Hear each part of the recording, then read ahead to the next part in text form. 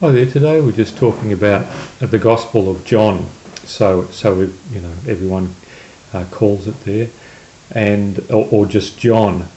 Now, what is this Gospel? We've heard that name hundreds of times during our life. What does it mean? What it is say you had a friend or someone that you worked with, and they were going to be famous.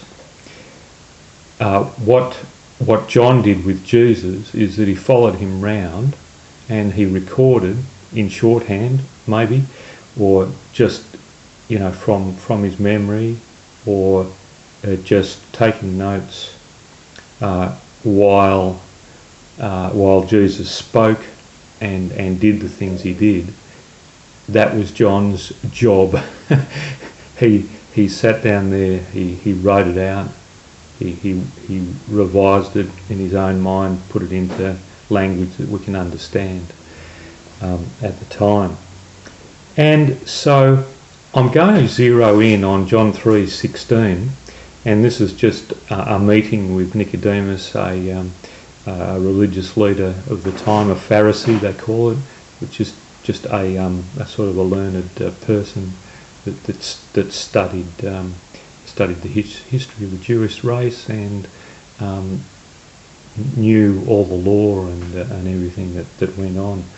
And so Jesus was talking to this Nicodemus, and for the purposes of getting into what Jesus actually said, I'm going to put in, a sentence before the one that actually Jesus talked about as an opposite, so that it brings home the exact meaning. Let's see if it'll pull out or reveal something that we can use in our life.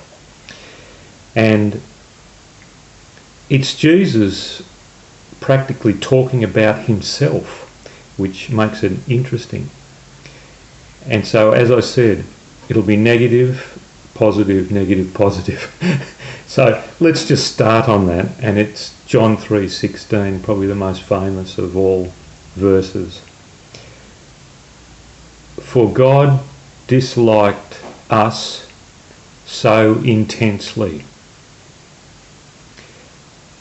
Now this is what Jesus said. For God so loved the world. Next part, negative, that he stood back and kept to himself, separated himself from us. Now this is what he went on to say, that he gave his one and only Son. Jesus talking about himself. That a select few, privileged people, he didn't say that whoever did the right thing on all occasions. No, he didn't say that. That whoever believed in him,